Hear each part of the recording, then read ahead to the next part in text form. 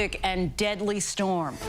Communities are in darkness, trapped, or just starting to pick up the pieces after Hurricane Helene hit the East Coast with deadly winds and catastrophic floods, leveling homes in Florida, Georgia, South and North Carolina, Virginia, and beyond. More than 120 people have been killed, hundreds more injured as millions remain without power tonight. With the president set to visit this week, what comes next for hard-hit Americans? We have all the details as another storm system waits in the wings. Plus, U.S. fighter jets head into the Middle East as officials say a limited ground invasion from Israel into Lebanon could be imminent after the IDF confirmed the killing of the leader of Hamas's branch in Lebanon following overnight airstrikes as blasts hit Beirut for the first time in 18 years. We're on the ground with the latest developments. And in search of the last remaining forest elephants in Africa, in our final edition of Last Lands, Bob Woodruff is in Cameroon and Gabon on a dangerous journey to uncover the networks behind the poaching crisis and the efforts to save these animals. Good evening, everyone. I'm Linsey Davis. Thanks so much for streaming with us. We're following those stories and much more, including the developing news as we come on the air. Abortions are now allowed to resume when Georgia, once again, after a judge struck down the state's abortion ban. Former President Donald Trump visited the state today, focusing on the aftermath of Hurricane Helene. Of course, on the eve of his VP pick, J.D. Vance going toe-to-toe with Minnesota Governor Tim Walz on the debate stage. Plus, the crippling port strike expected to go into effect tonight. Why 45,000 dock workers could walk off the job, and the major impact it could have on your wallet as the cost of essentials spike, from fruits and vegetables to electronics, clothes, and more. And it's a common refrain on the campaign trail, but just how dependent are Americans on government aid? We take a look by the numbers, but we do begin tonight, of course, with the devastating storm damage and mounting death toll after Hurricane Helene. More than 130 people are confirmed dead across 6 states, and tonight there's a desperate scramble to account for the missing and get the help to survivors in dire need. Just take a look at these new images coming in tonight of the destruction. This is the moment a bridge was destroyed by a raging river in eastern Tennessee. In Boone, North Carolina, heavy rain triggered a mudslide, destroying this property below. The wood that you are looking at in North Carolina's Lake Lure is what remains of people's homes. The city of Asheville in western North Carolina is in shambles tonight, and the city's drinking water system is severely damaged. Many roads across southern Appalachia are impassable, covered in debris or damaged by rushing water. Part of Interstate 40 in North Carolina completely washed away. Ginger Z is tracking the remnants of the storm and a new tropical threat. But first, our Faith Abube leads us off from hard-hit Asheville. Tonight, an urgent search for the missing after apocalyptic rain from remnants of Hurricane Helene turned hillsides to rivers of mud and tore bridges to pieces. There are 92 rescue teams out working, doing search and rescue right now. We're dealing with a situation that is unlike anybody's ever seen in western North Carolina. Floodwaters cutting off entire communities. More than 130 people dead across 6 states and hundreds more still unaccounted for. Parts of Asheville, North Carolina now unrecognizable. And along this road, household items and tractor trailers piled up high. This one up in the trees, wrapped in down power lines. And the floodwaters, the force so strong, it pushed what appears to be a horse or a cow underneath that one. This is what a flood will do. Mark Goldwaite's iconic music venue, the Asheville Guitar Bar, is caked in mud. The water level was up to the main beam there. He's tired and frustrated. Past few days have been a nightmare. A lot of looting. We've lost everything, and people are coming in to take even more from us. Lines for fuel more than a mile long. The need for the basics to live, water and food, growing more desperate by the minute. But so many roads remain impassable. Images from the North Carolina Department of Transportation showing massive chunks missing from crucial Interstate 40. A massive effort now underway to get relief into the area. The National Guard mobilizing troops and flying in heavy equipment from states as far away as New York and Connecticut.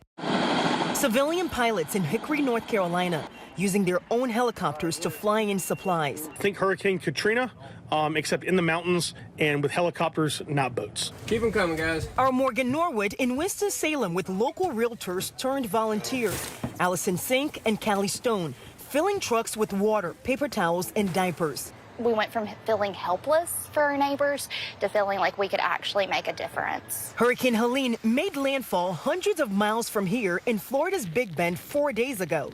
Today, officials in Florida announced that all state roads are cleared.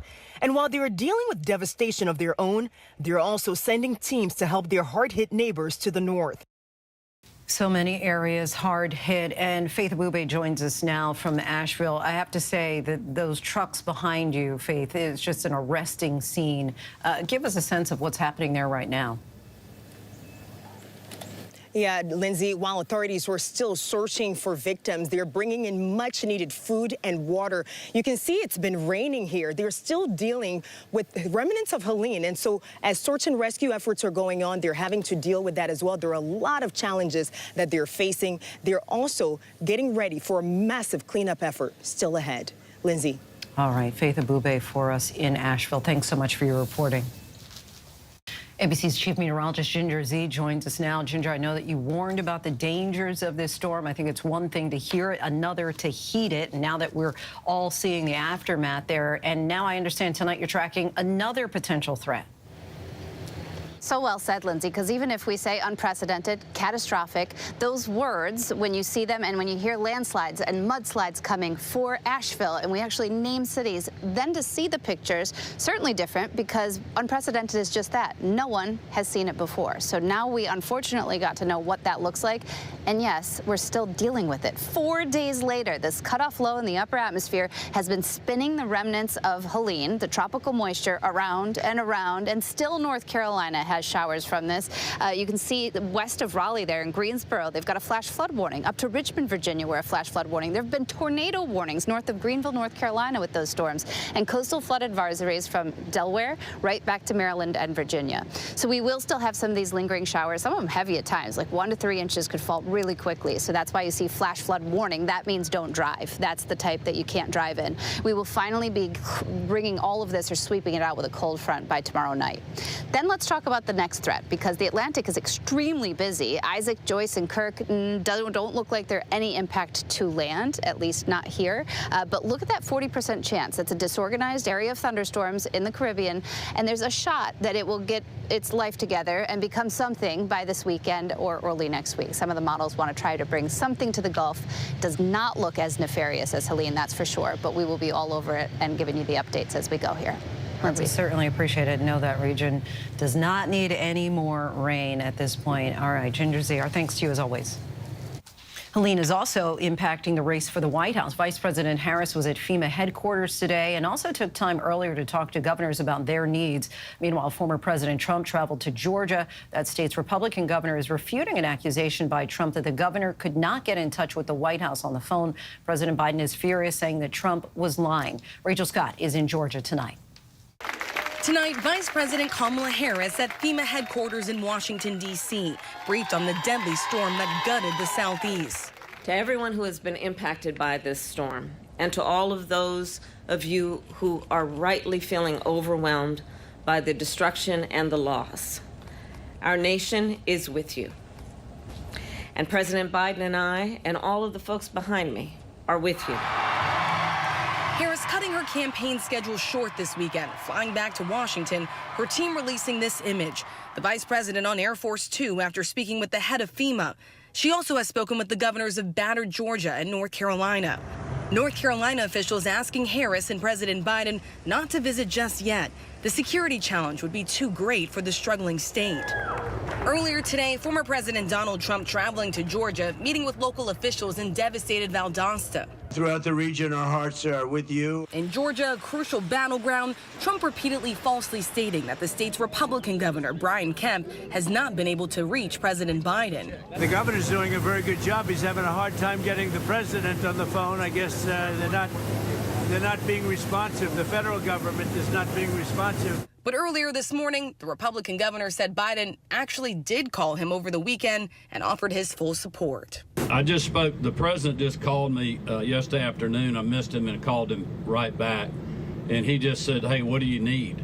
And I told him, you know, we got what we need. We'll work through the federal process. He offered that if there's other things we need, just to call him directly, which I appreciate that. Tonight at the White House, President Biden furious, calling Trump's claim irresponsible. Let me get this straight. He's lying. And the governor told him he was lying. The governor told me he was lying. I've spoken to the governor, spending time with him, and he told me he's lying. I don't know why he does this. And the reason I get so angry about it, I don't care about what he says about me, but I care what he communicates to the people that are in need. He implies that we're not doing everything possible. We are. We are.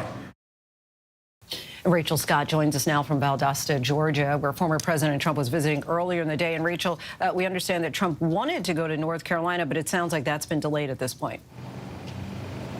Yeah, initially the former president said he'd be visiting both North Carolina and Georgia. And then we heard from the Democratic governor of North Carolina, who said that the priority right now is getting the resources to the people in need and that desperately need relief there in that state in those devastated areas. And so it wasn't just a message to the former president, it was also a message to any elected official that wanted to come and visit that area as well to hold off. So the former president says that he does plan to go in a short time, but definitely not right now, Lindsay.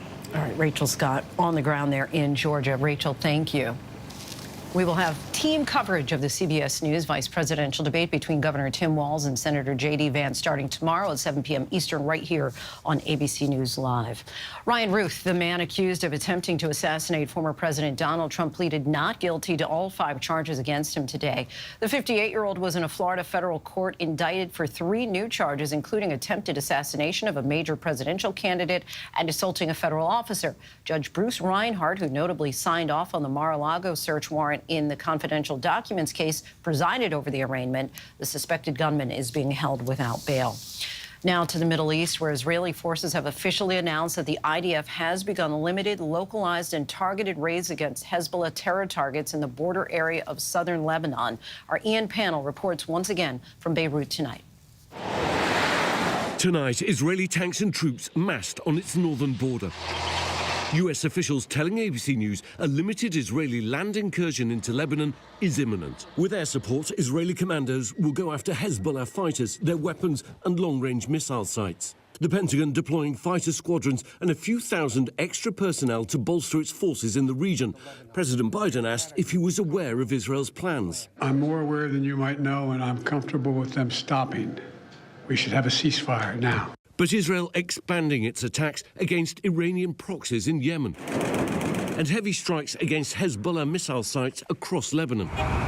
So far, Iran not responding militarily to the assassination of Hezbollah's longtime leader, Hassan Nasrallah. But Israeli Prime Minister Netanyahu appearing to make veiled threats in an address to the Iranian people today. When Iran is finally free, and that moment will come a lot sooner than people think, everything will be different. Hundreds of people have died in Lebanon, not just fighters, but civilians too. This is the only main burns unit in Lebanon, and it gets almost no funding. But for 15-year-old Hussein, it saved his life. He was badly burned in an Israeli strike on his house in southern Lebanon.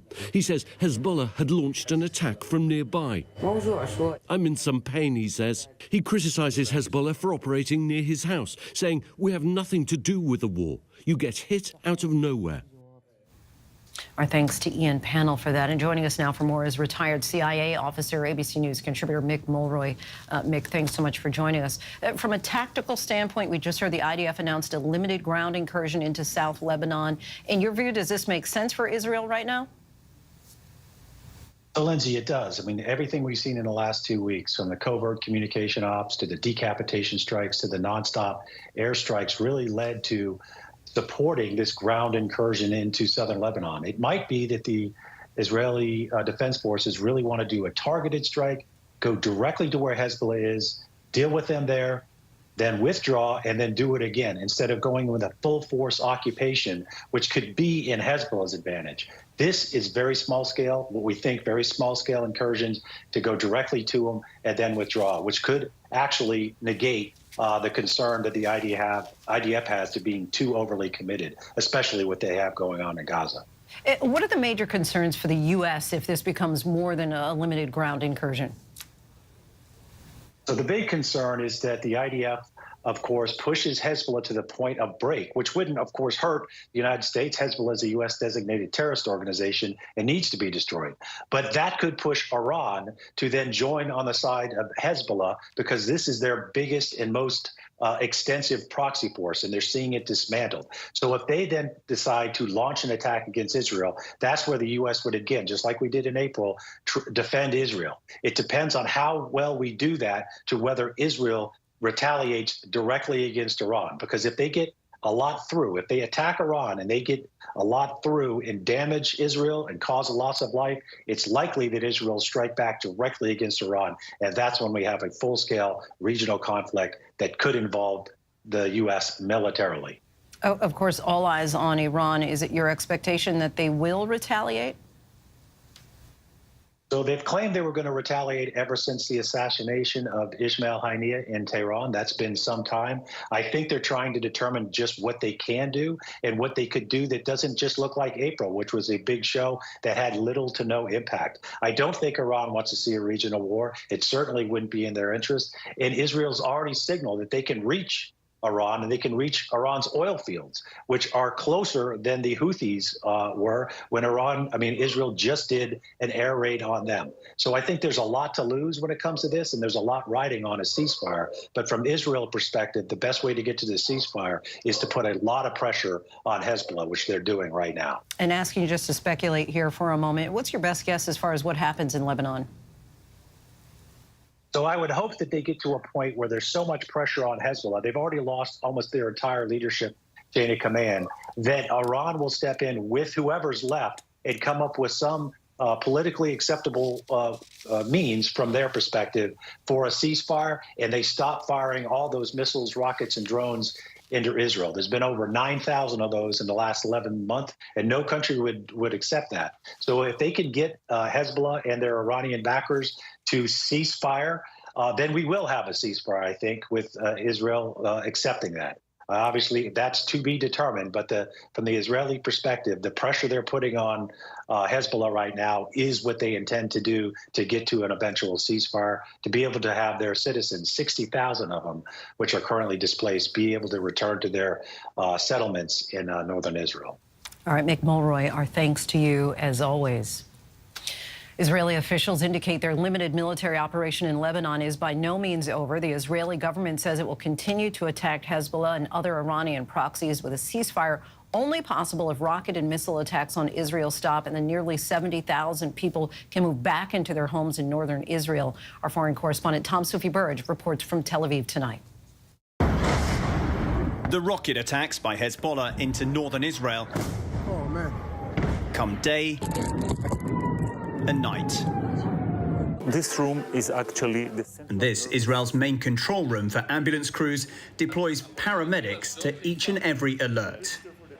Just this morning, the call operators over here have received multiple calls for each of 10 separate rocket attacks from Lebanon into northern Israel. And for each incident, the command center over here have immediately deployed paramedics towards the scene, even before an impact or an interception, because each minute or even second can save lives.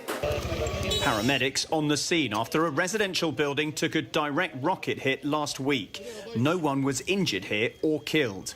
Back at the Central Ops Room, Chief of Staff Uri Shachan estimates more than 1,000 rockets have been fired at Israel in the past week. The fact that there are hardly any casualties is due to the fact that people act according to the security regulation. They get into shelters. They go into shelters, exactly. And the air defense. And they stay there for 10 minutes.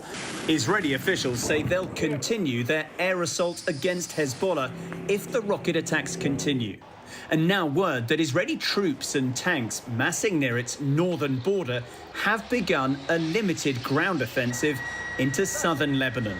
Former Israeli Prime Minister Ehud Olmert warning against that, telling ABC's Ines de la Cuatara that only through negotiation will the spiral of war end. We can defeat them. We can break their bonds. We can cause them terrible pain. But at the end, we will not provide the kind of security which we need for the northern part of Israel. Therefore, we have to try and see if there is an option of an understanding which will suit their interest and our interest. It is now exactly a week until the first anniversary of the deadliest terror attack ever in Israel on October 7. This shot-up ambulance outside the emergency control room near Tel Aviv, a reminder of the violence of that day and the violence that has come after. Tom Sufi Burridge for us, and we are tracking what could be a potentially crippling port strike now just hours away.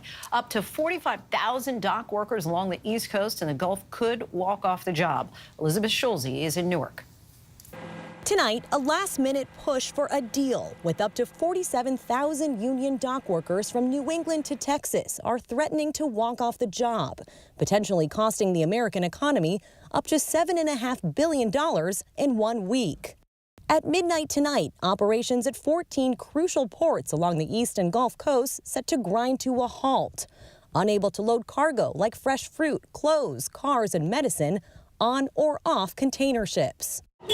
We visited this food warehouse in Maryland that imports nearly all of its products.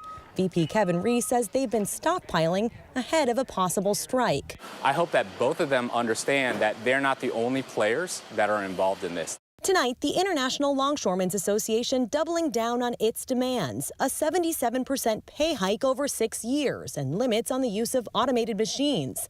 The Maritime Alliance countering with a nearly 50% wage increase. Lisa Ripken and her son Eli run a small toy store, relying on last-minute shipments to keep their shelves stocked. If the shipping costs go up, which they probably will, we'll have to raise our prices up even more, and that's tough because the higher our prices are, the less people want to buy our stuff. Lindsay, we're told top White House officials met with the Maritime Alliance today to push for a fair deal. President Biden insists he won't intervene to stop a strike, saying workers have the right to negotiate. Lindsay? Elizabeth, thank you. And we do have breaking news to report from the sports world. Baseball legend Pete Rose has died. Rose spent 3 decades as a player and manager, most notably with the Cincinnati Reds. He was a 3-time World Series champion, 17-time All-Star, and still holds the record for most career hits with 4,256.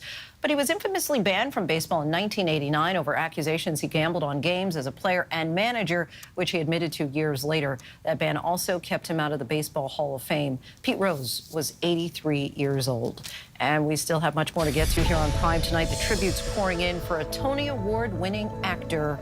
And next, trying to catch poachers before they can kill elephants. Our Bob Woodruff brings us a sneak peek at the latest Last Lands episode. How many of these poachers have you caught?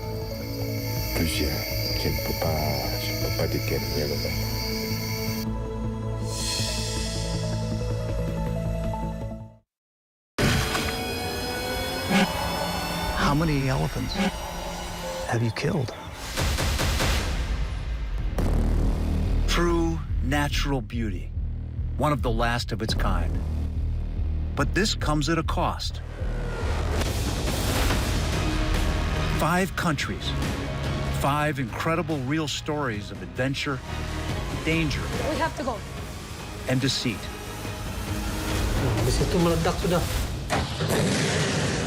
Where are we going next?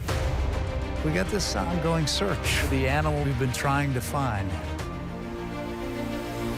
These are the last lands. The national parks around the world that have to be saved.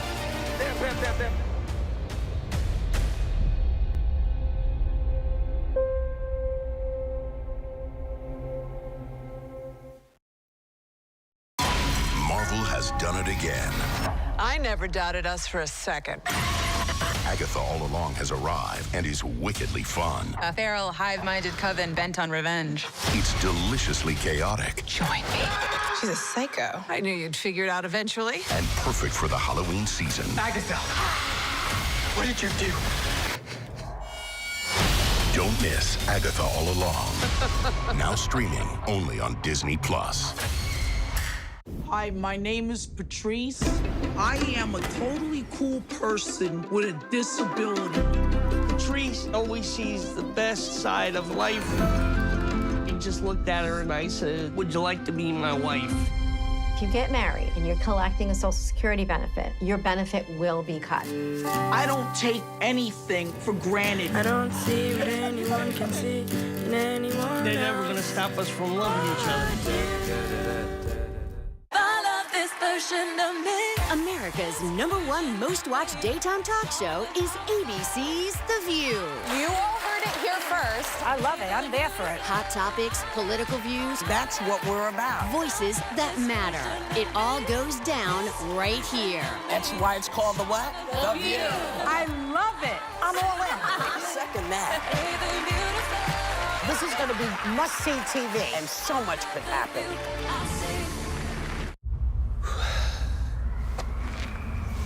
Three, 2, 1.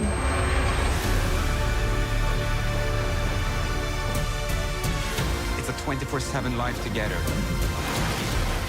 It's not about the fear or the risk. It's about the love of flying. 3, 2, 1.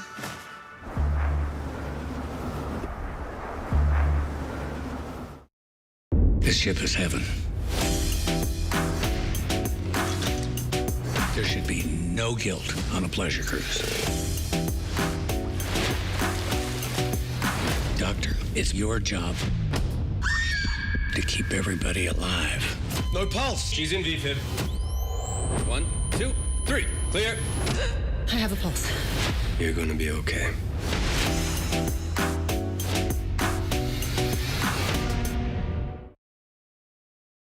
Welcome back, everyone. They are some of the world's smartest and most majestic animals, but Africa's elephants are facing an existential threat, poaching. But some countries are beginning to fight back. In a sneak peek of our final episode of the ABC News Live original series Last Lands, Bob Woodruff travels to Cameroon and Gabon to see up close the innovative efforts to stop poaching and preserve the elephants.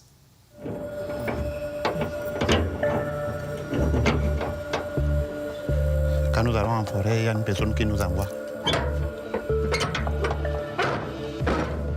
On arrive, on finit de faire la chasse.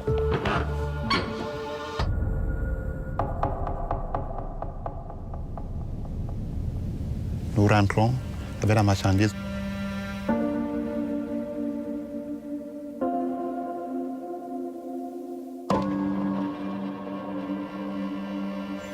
J'ai fait dans le braconnage.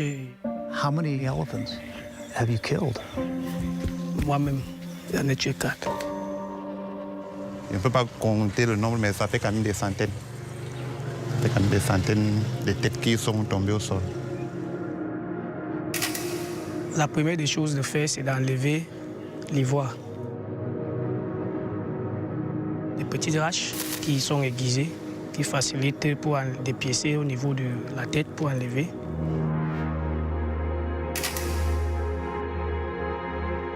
Il fallait les moyens pour survivre.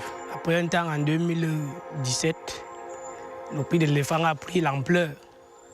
Did the businessman just tell you what the price is and that's all you were going to get? Bon, nous, on attendait seulement que nous, on s'est dit peut-être à 50 000 francs le kilo. Des fois, on attend que c'est à 100 000 francs le kilo. C'est un travail à haut risque. Pour faire un mois de forêt derrière l'éléphant, c'est pas facile.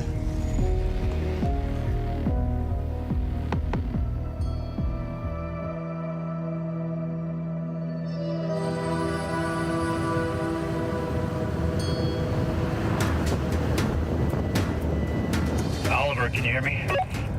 Yeah, I can hear you okay. Our hope right now is to continue south and see if we can possibly see some of those elephants that are buried deep inside the parks. Everybody we spoke to said it's a very low chance of possibly seeing the forest elephants. While most people envision elephants on open plains, forest elephants are much harder to capture on film. All of them live in remote parts of Central Africa, deep within dense forestry. We start our search for them in Cameroon. Our guide is Oliver Fankum. How do people make money out here along the road in these small little villages? They do farming, they sell the plantain, they grow cassava, they do fufu, and some fishing as well. He's working with global conservation to save the few elephants left here from poachers. Obviously, a lot of these trees were taken down here. This was once upon a time beautiful, untouched forest. What are they being taken down for? Logging for domestic market because people need to build their houses.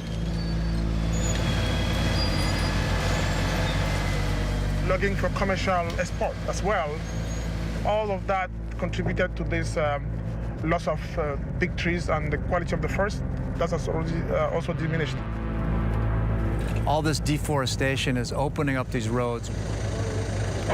This gives them access to get into the middle of these forests and kill the elephants there.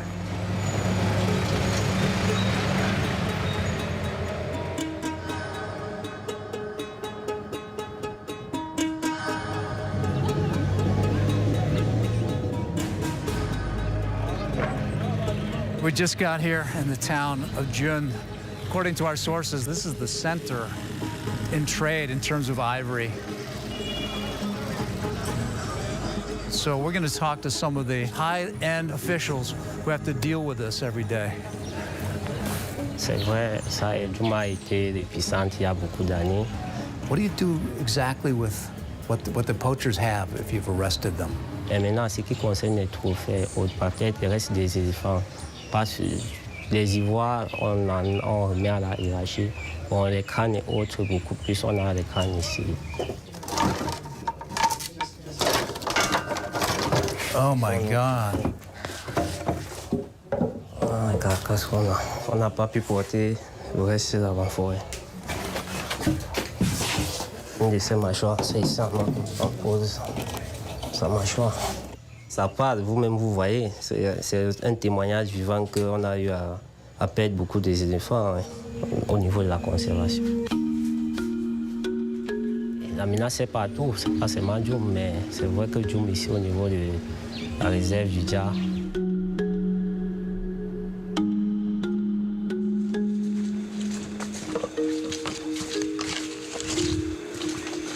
So now we're heading into this beautiful park, Dja.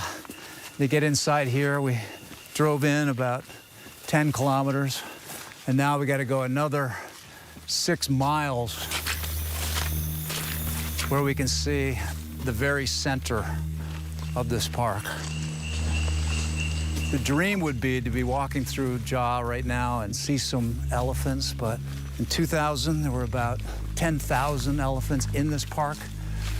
About 97% of them died or certainly killed by the poachers. Now there's only about 200 in this park. Cameroon is part of what's known as the Tridom, made up of the 3 countries that are designated as the protected homes for forest elephants: Cameroon, the Republic of Congo, and Gabon. Been decimated in the last 20 years from 300,000 to under probably 80,000. So we've lost 2/3 in 20 years because of organized syndicates going out in the forest, and the tusks are either shipped overseas or they're sold to Boko Haram up here in Nigeria that they can use to buy weapons. Djoum, which is in the southern sector of Dja Faunal Reserve, that's where the syndicates have been based. The largest market for elephant tusks is in Asia. In 2016, we crossed the Chinese border into Myanmar. Is it leopard? It's a leopard, a market for endangered animal trade. There, we found tusks for sale. Do people come here and buy this from China?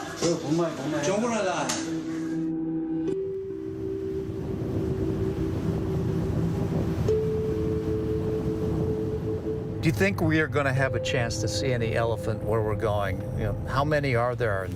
We have a sense of the number. So in the Dja, for example, we are around 225, 230.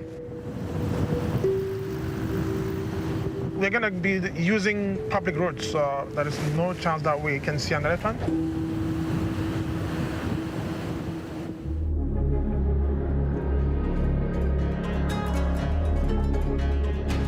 To stop or at least slow down the killing of elephants and other animals in the forest, Oliver has established ties with local law enforcement. These are rangers being trained that came from the 3 major parks in this area. And so they've been given these devices so they can collect all of the data for the GPS location of where they found the poachers or the dead animals, so they can share this information with others and know exactly where to go next. The areas that are the most vulnerable and active in terms of poaching. The rangers are trained to set up the camera traps throughout the forest.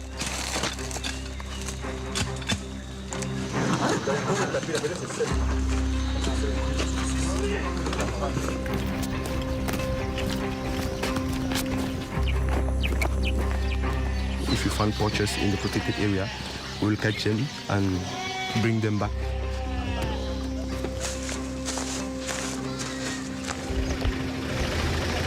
Do you see any elephants in there? Je n'ai pas encore vu d'éléphants, moi-même personnellement. Et nous avons déjà relevé beaucoup d'indices de présence d'éléphants, comme des crottes, des empreintes, des traces d'alimentation. Nous avons aussi entendu des vocalisations, donc des bruits venant de là où les éléphants se trouvaient. Tonight, we're going to be going down this line, so we're going to organize a roadblock somewhere on this way.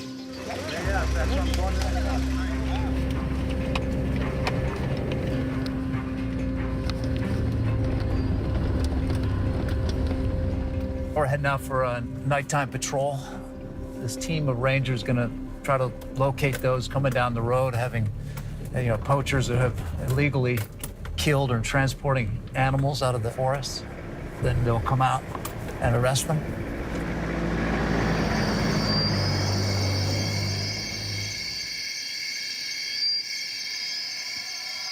Et on a planqué pour attendre les braconniers.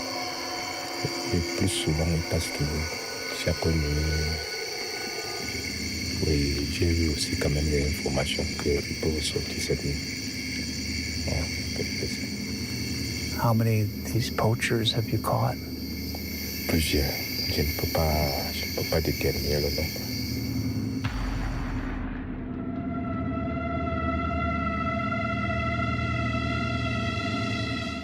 So many hoping they can make a difference before it's too late. Our thanks to Bob Woodger for that. You can watch the full all-new episode of Last Land streaming tonight on ABC News Live at 8:30 p.m. Eastern, 9:30 Pacific, and then on Hulu and Disney+.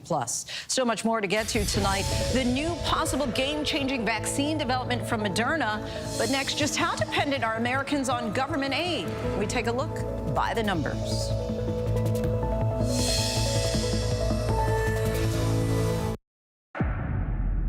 The case against Sean Combs might as well just be called the freak-offs. It's all about the freak-offs. Freak-offs, what prosecutors described as orgies. Freak-off, what is that? Him having sex workers have sex with his partner while he watches or participates or whatever.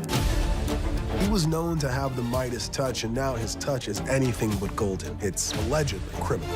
Sex trafficking, racketeering conspiracy, interstate transportation for prostitution. The AK-47s, the 1,000 bottles of baby oil. Diddy in court, pleading not guilty and denied bail. Sean Combs is being treated like a mob boss. He's explosive. I can't unsee that Cassie video. You could tell me whatever you want to tell me about him. I cannot unsee the video. This very powerful man in the music industry decided to use his power to hurt others. Time's up. Diddy, drugs, lies, and freak-offs. Now streaming on Hulu. Yo, partner. We're not partners. I'm the detective and you are the consultant. I see you brought your baby to a crime scene. She is just spectating. You're a single mom with 3 kids pretending to be a cop. I am not pretending. I spot things that detectives miss. Still think my theory's flimsy? That big brain of hers is going to help us close a lot of cases. I'm just out here super copping. High Potential, all new Tuesdays on ABC and stream on Hulu. Hey, good morning, America.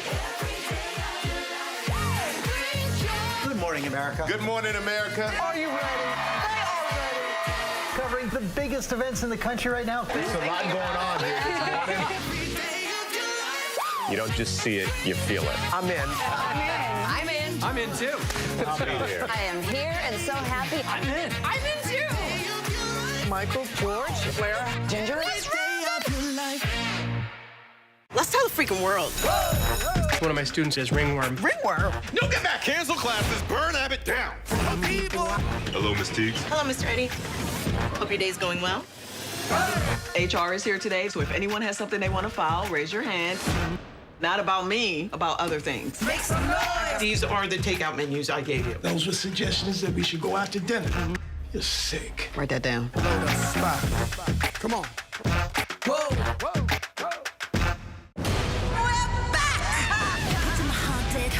Can we have a little fun? It's showtime. Everything has led to this moment. Now we have everything we need. No, not everything. Get a free demon possession with every exorcism. That's right, Lydia.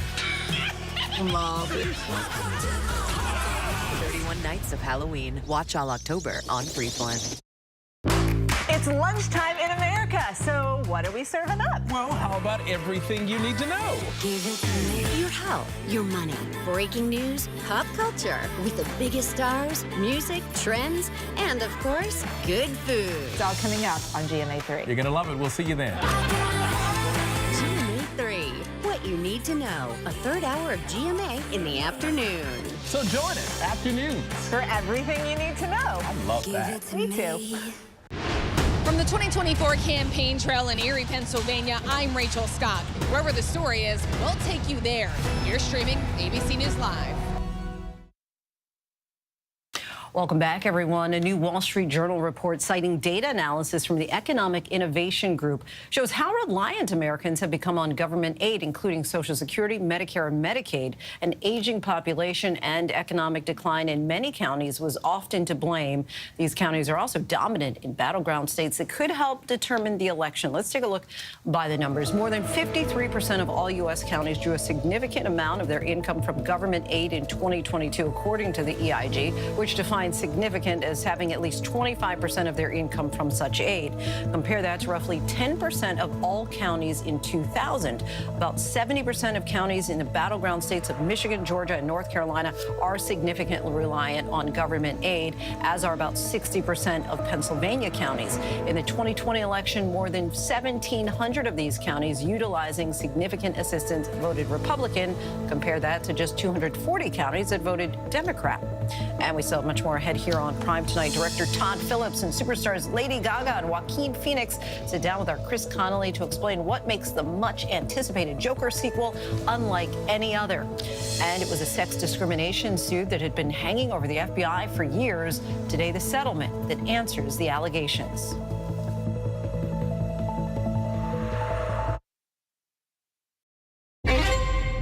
Did you kill Mary Yoder?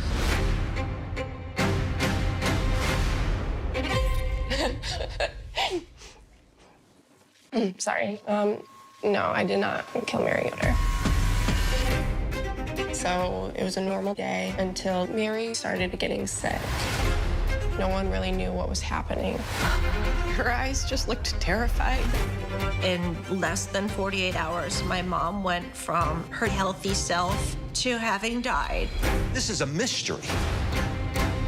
How did she die? They begin to do this autopsy.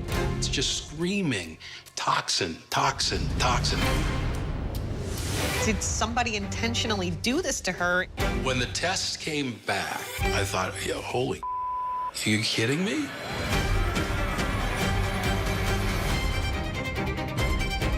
I had dated Adam. I was scared of him. It changed the way I see the world. She was really afraid for her life. I do think Bill could have killed Mary. His wife died in July, and in November, he was dating his sister-in-law. There was nothing in the world that was making sense at that point. Caitlin Conley was guilty as sin. Are you okay? I'm scared. This girl thought she was smarter than everybody else. But there's another side to Caitlin Conley. Well, I'm not buying this little Miss Innocent game. Sequoia's a very small town. Everybody knows everybody. My garden club is very divided. People think she's innocent. I think she's guilty. Ever heard of a case like this? Maybe a thriller. It was pure evil. We weren't quite sure what was coming next. I know it wasn't me. Sorry.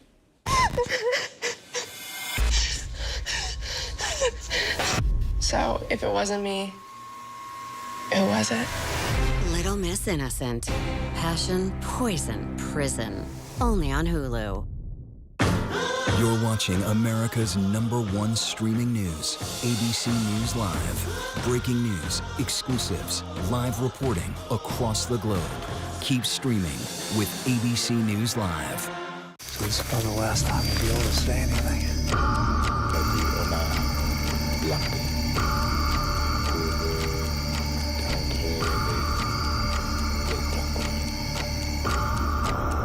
Now it's time to go on a nighttime patrol.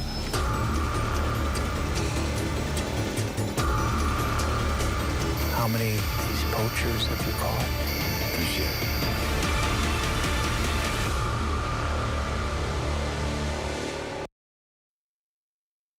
He was one of Broadway's brightest triple threats. Gavin Creel's light dimmed too soon. The reshaping of how we watch TV continues as DirecTV gobbles up its competitors Dish and Sling, and the FBI settles a multi-million-dollar suit alleging female recruits were sexually harassed. These stories and much more in tonight's rundown.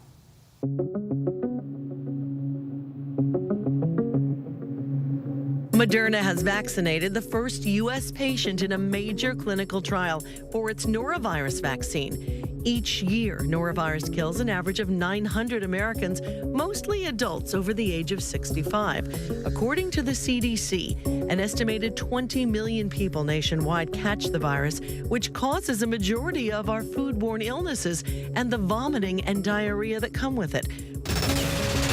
When the involuntary manslaughter case against actor and producer Alec Baldwin was dismissed in July, Rust armorer Hannah Gutierrez asked that her involuntary manslaughter conviction be dismissed on the same grounds or at least adjudicated in a new trial. But a New Mexico judge today denied the motions, saying the reasons that applied to Baldwin did not apply to Gutierrez. She is currently serving an 18-month sentence.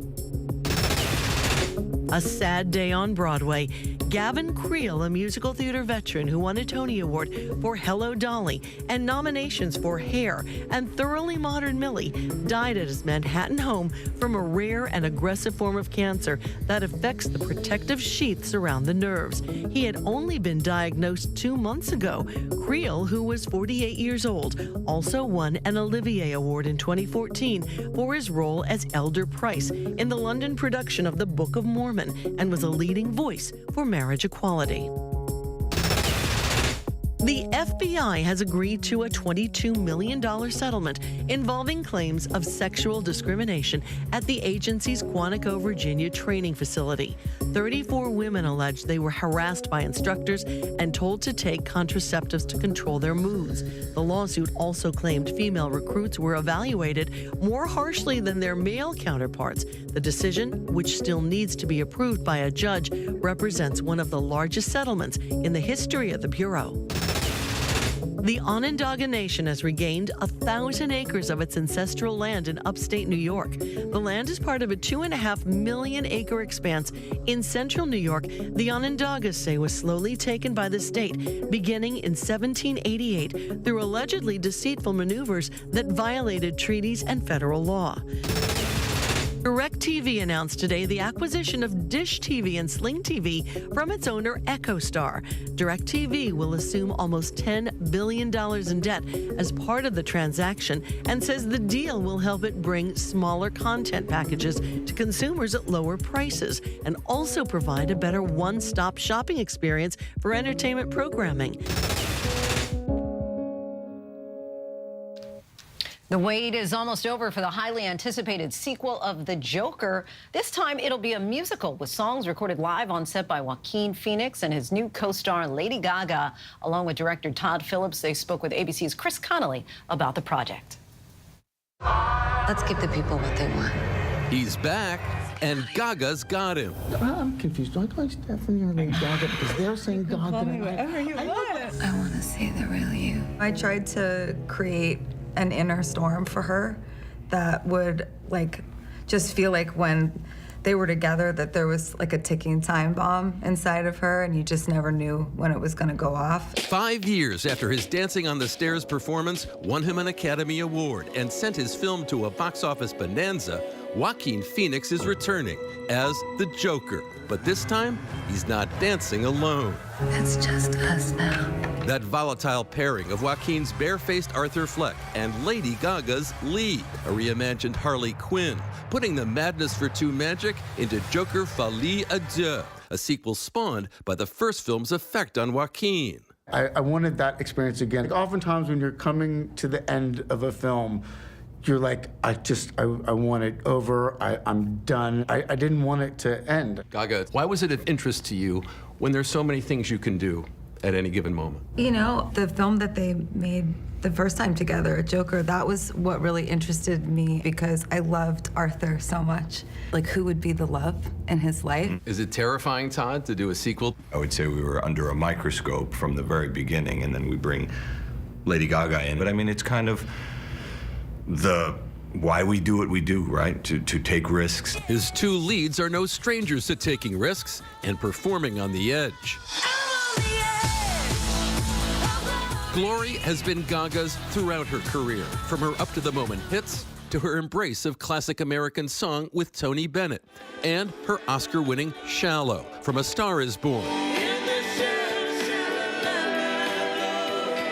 And as Joaquin prepares to turn 50 in late October, his 21st century career alone features him falling in love with an AI Scarlett Johansson in Spike Jonze's Her, playing Johnny Cash in Walk the Line, and radiating evil in Gladiator, all teeing him up for the maniacal Joker. You can do anything you want. You're Joker. I heard that line, I thought, well, so much of your career is about that. Yeah, I have the opportunity to try anything, and then I rely on somebody else to make it work. What Folie à Deux seeks to make work are the film's fantasy sequences, in which these two are shown singing live on the set, raw and real vocals, conveying their love.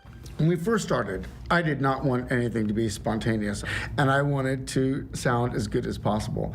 And Gaga said, Joker Arthur. We should do them live. And I was like, yeah, well, it's easy for you to say because that's what you do. You were really cool and kind of made me feel comfortable about that. I can assure you that Joaquin, using his natural voice, was just so much more compelling than any lip syncing would ever be. We weren't just recording the vocals live, but we were, the accompaniment, the pianist that we were working with was playing live. And so the tempo would change and the performance would change. Showtime. From inside his own off-kilter reality, Arthur's idiosyncratic selections from the Great American Songbook form his love language. Arthur is not a singer, but he's so moved with emotion that he has no choice. It's uncomfortable slightly in the way that, like, the expression of love is when somebody is either like a child or in a childlike state. And this is kind of like the emergence of romance for him for the first time in his life. That became like the North Star for me, for Arthur's singing. It was almost easier for me because I'm just going to the limit of my ability. Gaga's limitless vocal abilities highlight her album Harlequin, which dropped early Friday, inspired by her Folie à Deux film characterization. We know you have a once-in-a-generation voice, but you're playing a character here, and you're using that voice the way the character would. Lee's not a performer, and I am, and in a scene as a different character, it's just completely different. It's Lee's reality. It's coming from that character. But I also think, like, I don't just sing that way in this movie. I also sing with my full voice. There's moments of fantasy in the film where Arthur's kind of dreaming, and I wanted to also have available for Todd, in the edit, like what would Arthur be dreaming of in this moment? What would he need? Yeah, what does she sound like to Arthur, of course. Right. Yeah. And also, I do think that, like, a more kind of raw voice that has less technique. It created a different kind of realness that Todd is like walking the line of reality and fantasy. Stephanie, she's famous on a different level than a famous actor is famous. She's world famous as a performer, and it's really a different thing. And the concern I had a little bit was, is she going to be able to access vulnerability the way, you know, Joaquin can? I think we were all amazed how easily she was able to find that and just kind of use that. It was kind of mind-blowing. I just appreciate also that they were really open to me bringing my perspective as a woman. It was essential that like her love of Joker was also rooted in her understanding of Arthur. Gaga's rare capacity for on-screen intimacy and connection. Joaquin's depiction of a Joker enraptured by real feelings for someone, producing some revealing moments. I was able to put some things of myself in her that maybe I've always been embarrassed of. When I first saw the film, I remember thinking, oh, like, that's in there, you know? Like that thing, part of me. That part of me that I want no one to know about. And I think part of that was like, she's kind of, in some moments, like she's kind of so uncomfortable.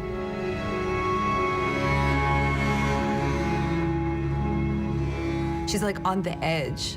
The romance in this film, it definitely comes from a place of like real fragility. Looks really riveting. Our thanks to Chris Connolly for that. The Joker sequel hits theaters on Friday. And that is our show for this hour. I'm Linsey Davis. Be sure to stay tuned to ABC News Live for more context and analysis of the day's top stories. Thanks so much for streaming with us.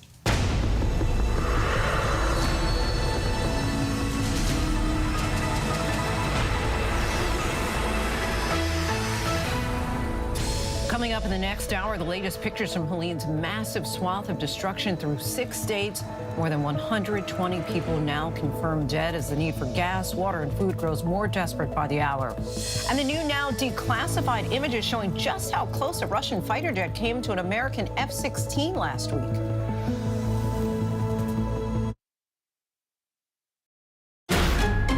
Amanda Riley was a mother, wife, speaker at her church. Everybody loved her. She got diagnosed with cancer. I heard the words, "You have stage 3 blood cancer." We thought she was God's gift. When Amanda told me she had cancer, I was so devastated. A beloved young Christian woman fighting a battle undeserved. We gave our hearts, our prayers. Everybody put their hands over her and said, "Heal this woman. Oh God, heal her." I'm thankful that I have cancer because I am now surrounded by the right people in my life. There was just something inside of me just saying, this isn't right. And then all of a sudden, it went dark. She was a liar. Why would somebody fake cancer? Thousands of people threw money at her. I started donating $500 a month, $3,000, $20,000. The community raised $100,000. Everyone's lives has been touched by cancer, and that was something Amanda tapped into. What surprised me is the lengths that she went to fake the cancer. There's all these pictures of her in the hospital with IVs, tubing. I could see a nurse in the background. The information that Amanda gave didn't make sense. These things are not adding up. I don't think she's sick. Everyone knows. She was being accused of faking cancer. Everyone knows. I could not believe the level she had taken this scam to. This is beyond disgusting. How can a mother do that? This is an absolute nightmare. She hurt tons of people. I've never felt so betrayed. She ripped apart my family. I'm sorry. I'm still shaking. Is this normal? Why would somebody fake such a horrible disease? It was only a matter of time until Amanda's whole world came tumbling down. Oh my God! I was like, ha, you're lying and you're getting caught. This is over. But it wasn't. Not even close. Scamanda premieres October 9th on ABC and stream on Hulu. Hey, good morning, America. Good morning, America. Good morning, America. Good morning, America. Good morning, America. Every day of your life. SoCal Tower, it's some kind of insect. That's a beast. Oh, no! That plane's coming right at us. Mayday! Mayday! Tonight, Brace yourself. The riveting 911 three-part season premiere event continues. Athena's on that flight, isn't she? She's flying it. Of course she is.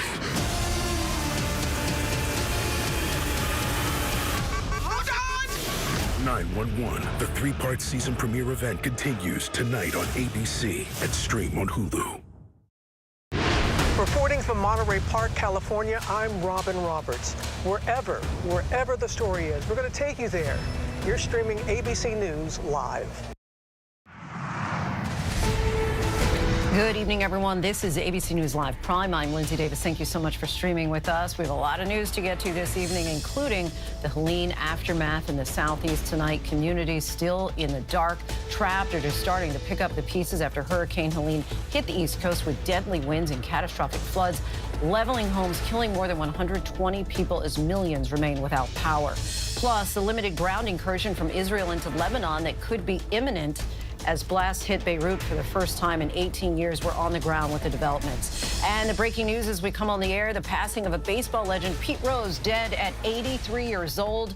The life and accomplishments of one of baseball's biggest stars.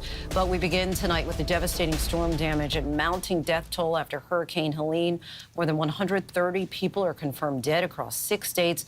And tonight there is a desperate scramble to account for the missing and get help to the survivors in dire need. Just take a look at these new images coming in tonight of the destruction. This is the moment a bridge was destroyed by a raging river in eastern Tennessee. In Boone, North Carolina, heavy rain triggered a mudslide there, destroying the property below. This wood that you're looking at in North Carolina's Lake Lure is all that remains of people's homes, their livelihoods. Ginger Z is tracking the remnants of the storm and a new tropical threat. But first, our Faith Abube leads us off from hard-hit Asheville. Tonight, an urgent search for the missing after apocalyptic rain from remnants of Hurricane Helene turned hillsides to rivers of mud and tore bridges to pieces. There are 92 rescue teams out working, doing search and rescue right now. And we're dealing with a situation that is unlike anybody's ever seen in western North Carolina. Floodwaters cutting off entire communities. More than 130 people dead across 6 states and hundreds more still unaccounted for. Parts of Asheville, North Carolina now unrecognizable. And along this road, household items and tractor trailers piled up high. This one up in the trees, wrapped in down power lines. And the floodwaters, the force so strong, it pushed what appears to be a horse or a cow underneath that one. This is what a flood will do. Mark Goldwaite's iconic music venue, the Asheville Guitar Bar, is caked in mud. The water level was up to the main beam there. He's tired and frustrated. Past few days have been a nightmare. A lot of looting. We've lost everything, and people are coming in to take even more from us. Lines for fuel more than a mile long. The need for the basics to live, water and food, growing more desperate by the minute. But so many roads remain impassable. Images from the North Carolina Department of Transportation showing massive chunks missing from crucial Interstate 40. A massive effort now underway to get relief into the area.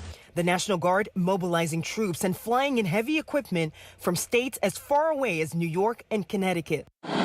Civilian pilots in Hickory, North Carolina, using their own helicopters to fly in supplies. Think Hurricane Katrina, except in the mountains and with helicopters, not boats. Keep them coming, guys. Our Morgan Norwood in Winston-Salem with local realtors turned volunteers, Allison Sink and Callie Stone, filling trucks with water, paper towels, and diapers. We went from feeling helpless for our neighbors to feeling like we could actually make a difference. Hurricane Helene made landfall hundreds of miles from here in Florida's Big Bend 4 days ago. Today, officials in Florida announced that all state roads are cleared. And while they are dealing with devastation of their own, they're also sending teams to help their hard-hit neighbors to the north. So many areas hard hit, and Faith Abube joins us now from Asheville. I have to say that those trucks behind you, Faith, is just an arresting scene. Give us a sense of what's happening there right now. Yeah, Lindsay, while authorities were still searching for victims, they're bringing in much needed food and water. You can see it's been raining here. They're still dealing with remnants of Helene. And so as search and rescue efforts are going on, they're having to deal with that as well. There are a lot of challenges that they're facing. They're also getting ready for a massive cleanup effort still ahead.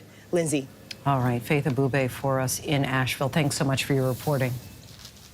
ABC's chief meteorologist Ginger Z joins us now. Ginger, I know that you warned about the dangers of this storm. I think it's one thing to hear it, another to heat it. Now that we're all seeing the aftermath there, and now I understand tonight you're tracking another potential threat. So well said, Lindsay, because even if we say unprecedented, catastrophic, those words, when you see them and when you hear landslides and mudslides coming for Asheville, and we actually name cities, then to see the pictures, certainly different, because unprecedented is just that. No one has seen it before. So now we unfortunately got to know what that looks like. And yes, we're still dealing with it. 4 days later, this cutoff low in the upper atmosphere has been spinning the remnants of Helene, the tropical moisture, around, and still North Carolina has showers from this. You can see west of Raleigh there in Greensboro, they've got a flash flood warning. Up to Richmond, Virginia, where a flash flood warning. There have been tornado warnings north of Greenville, North Carolina with those storms, and coastal flood advisories from Delaware right back to Maryland and Virginia. So we will still have some of these lingering showers, some of them heavy at times, like 1 to 3 inches could fall really quickly. So that's why you see flash flood warning. That means don't drive. That's the type that you can't drive in. We will finally be bringing all of this or sweeping it out with a cold front by tomorrow night. Then let's talk about the next threat, because the Atlantic is extremely busy. Isaac, Joyce, and Kirk don't look like they're any impact to land, at least not here. But look at that 40% chance. It's a disorganized area of thunderstorms in the Caribbean, and there's a shot that it will get its life together and become something by this weekend or early next week. Some of the models want to try to bring something to the Gulf. Does not look as nefarious as Helene, that's for sure, but we will be all over it and giving you the updates as we go here. We certainly appreciate it. Know that region does not need any more rain at this point. All right, Ginger Z, our thanks to you as always. Helene is also affecting the race for the White House. Vice President Harris was at FEMA headquarters today and also took time earlier to talk to governors about their needs. Meanwhile, former President Trump traveled to Georgia, that state's Republican governor refuting an accusation by Trump that the governor could not get the White House on the phone. President Biden was furious, saying that Trump is lying. Rachel Scott is in Georgia tonight. Tonight, Vice President Kamala Harris at FEMA headquarters in Washington, D.C., briefed on the deadly storm that gutted the Southeast. To everyone who has been impacted by this storm, and to all of those of you who are rightly feeling overwhelmed by the destruction and the loss, our nation is with you. And President Biden and I, and all of the folks behind me, are with you. Harris cutting her campaign schedule short this weekend, flying back to Washington, her team releasing this image. The vice president on Air Force 2 after speaking with the head of FEMA. She also has spoken with the governors of battered Georgia and North Carolina. North Carolina officials asking Harris and President Biden not to visit just yet. The security challenge would be too great for the struggling state.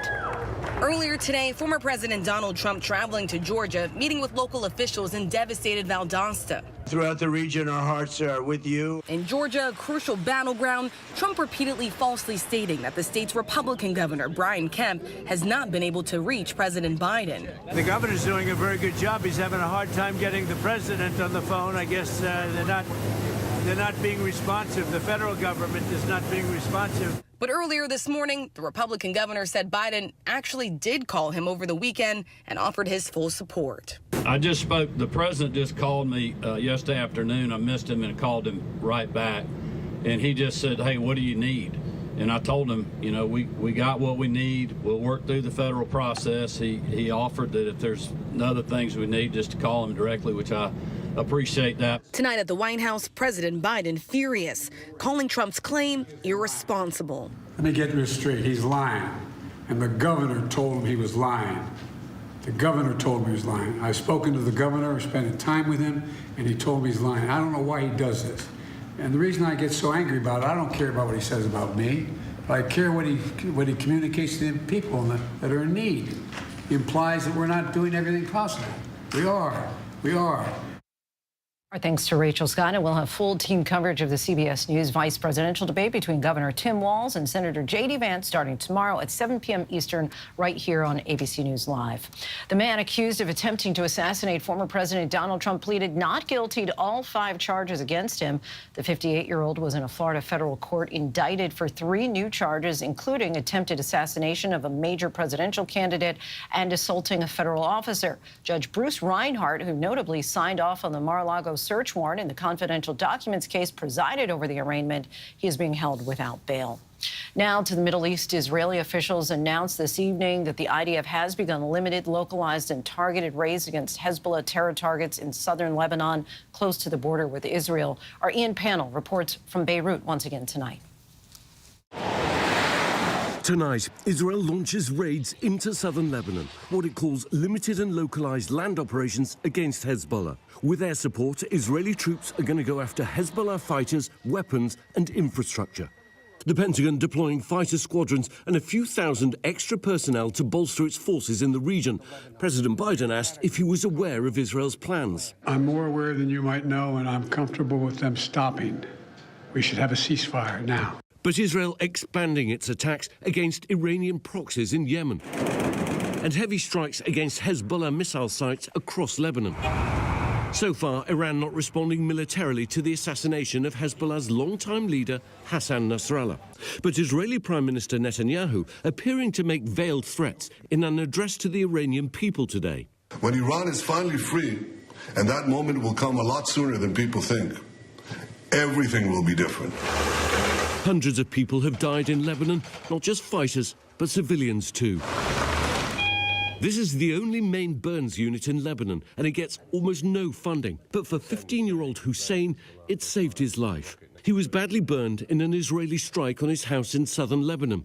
He says Hezbollah had launched an attack from nearby.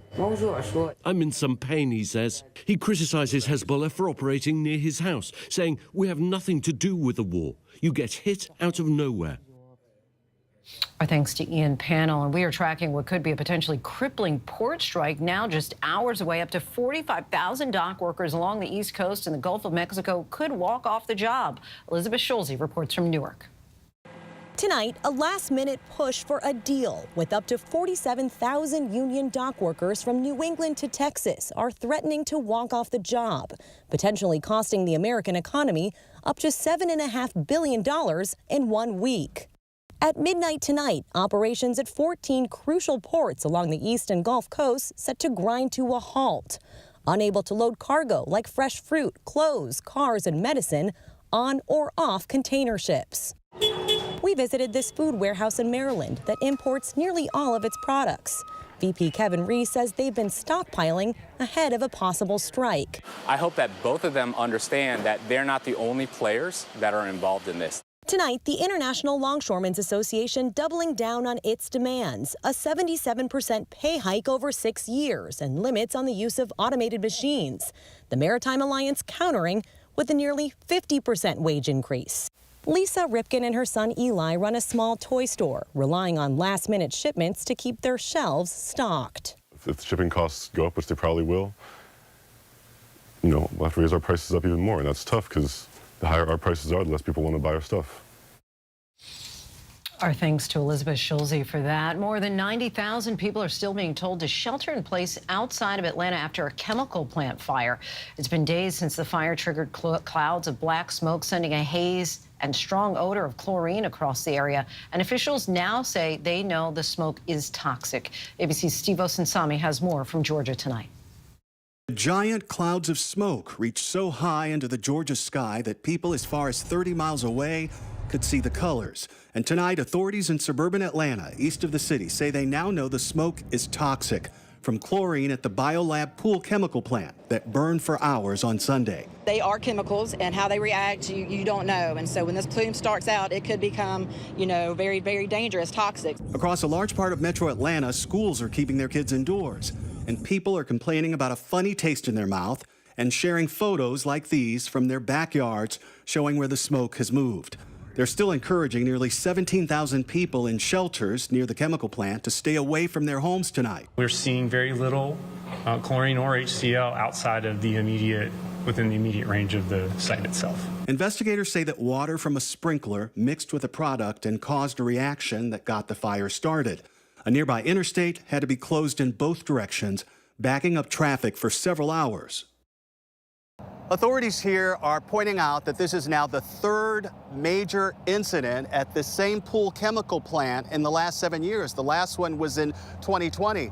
And the same company owns a plant in Louisiana that had a number of similar incidents as well. In a statement tonight, the company that owns this plant says that ensuring this community's safety is its top priority and that they're working with first responders. Lindsay? Steve, thank you. And we do have breaking news to pass along from the sports world. Baseball legend Pete Rose has died. Rose spent 3 decades as a player and manager, most notably with the Cincinnati Reds. He was a 3-time World Series champion, 17-time All-Star, and still holds the record for most career hits with 4,256.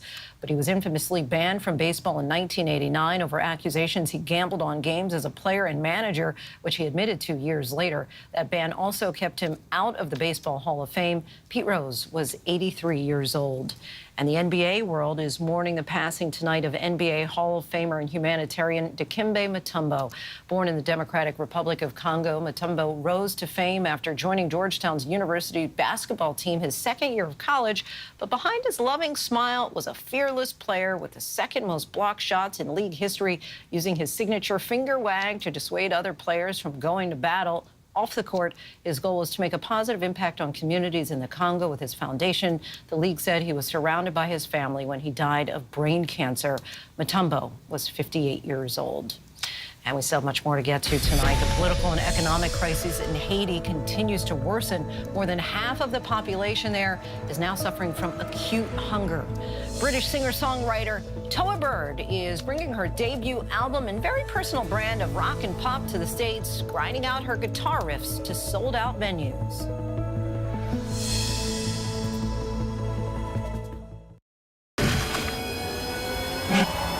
How many elephants have you killed? True natural beauty, one of the last of its kind. But this comes at a cost. 5 countries, 5 incredible real stories of adventure, danger, We have to go. and deceit.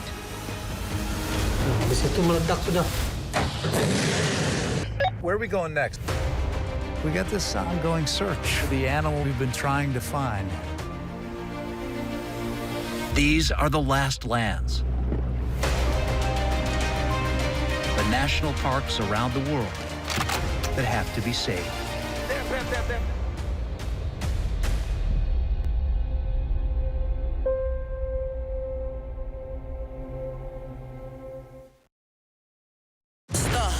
From Hollywood, it's Dancing with the Stars. You know who I am, ain't had to say my name. Stack it up like Tetris, but this money ain't a game. How I eat, call I star. I get money, I'm a star. I get money, I'm a star. Dancing with the Stars returns for a 2-night event starting Monday, October 7th. This ship is heaven. There should be no guilt on a pleasure cruise. Doctor, it's your job to keep everybody alive. No pulse. She's in VFib. 1, 2, 3. Clear. I have a pulse. You're gonna be okay.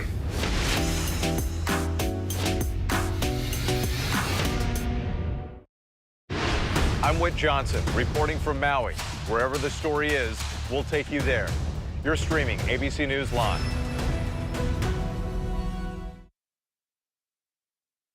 Welcome back, everyone. We're tracking several headlines around the world while we deal with the devastation from Helene. The Himalayan nation of Nepal is battling some of its worst flooding in at least a decade, caused by monsoon rains. Almost 200 people have been killed and scores more remain missing. More than half of Haiti's 11 million people are now suffering from acute hunger.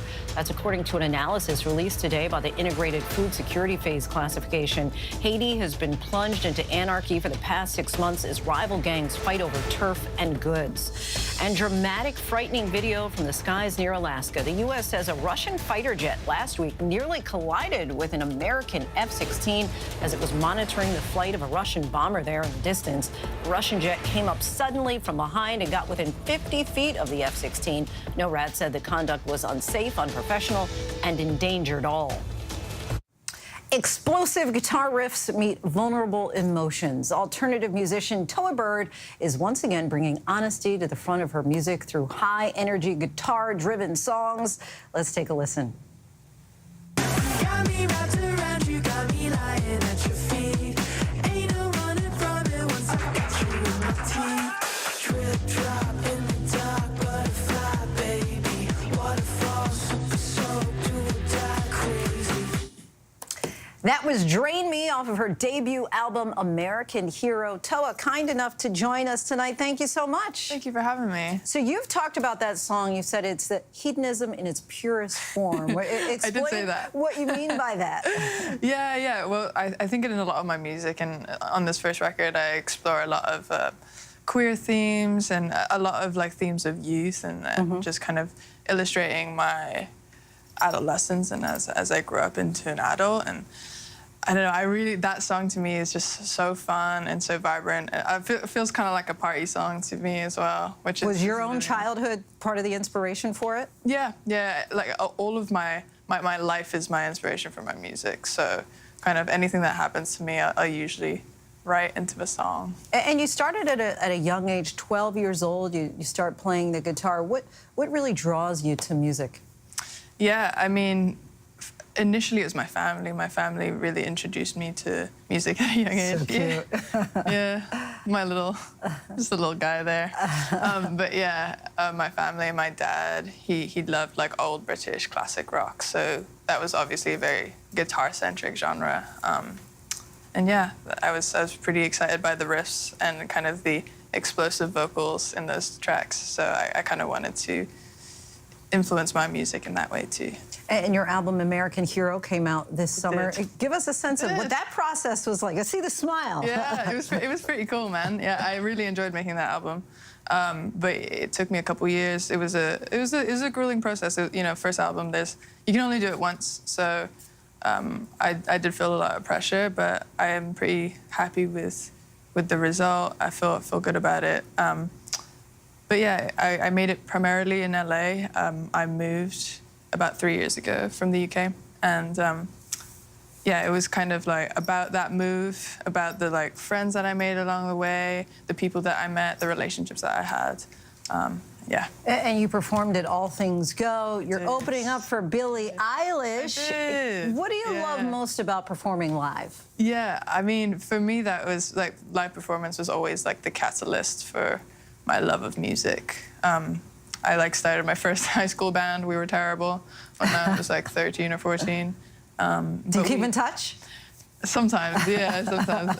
Yeah, and they're great people. But yeah, we were kind of just gigging around Hong Kong and played in the streets, literally just like anything we could pick up. And I just like loved being on stage, and I loved expressing myself on that, like via that medium. And you just released another single this past weekend, Rat Race. It's been a long week. Like hearing you say that back, I'm like, I've done a lot. Yeah. What can we expect from some of your upcoming music? Yeah, I mean, hopefully more like explosive guitar riffs, more stories about my life, more vulnerability, and lots of curly hair and lots of fun. Yeah. All right. Well, we love it. Thank you so much, Toa, for joining us. Really appreciate it. And for our viewers, you can listen to her song Drain Me wherever you stream your music. And still to come, the power of Hurricane Helene was no match for one community's spirit.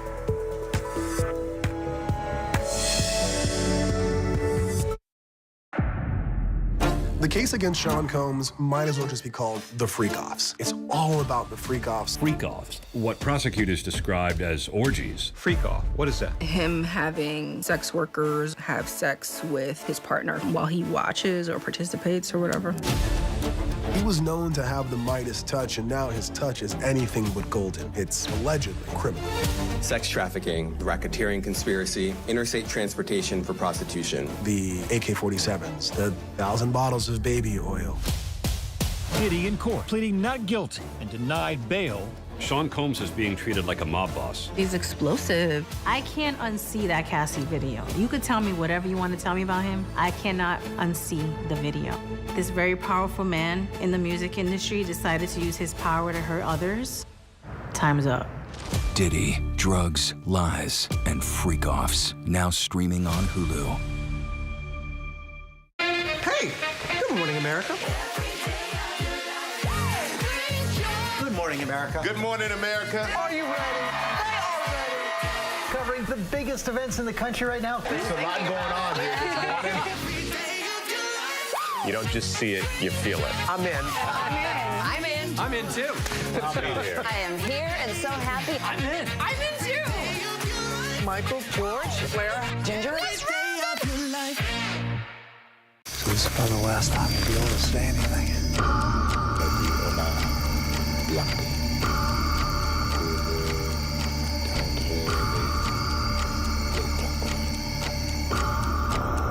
Now it's time to go on a nighttime patrol.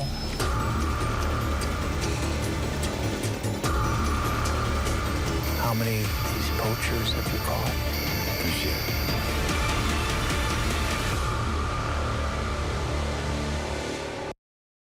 Finally tonight, in the wake of Helene, we take a look at what was spared and the resilience amid the destruction.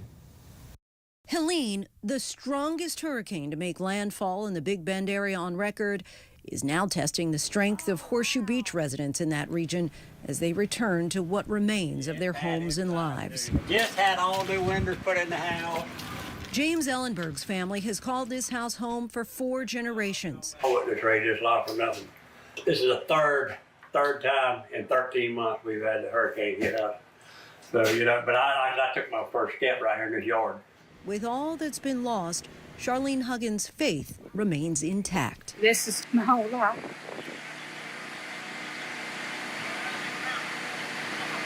But we will come back.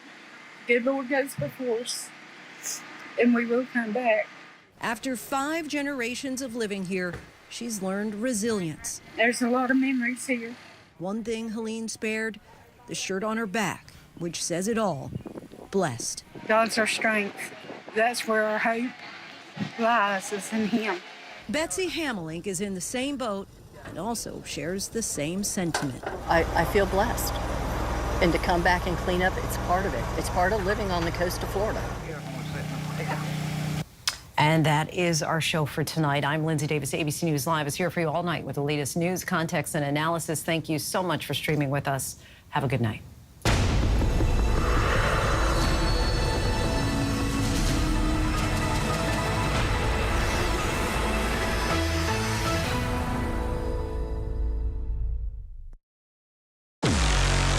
I did terrible things.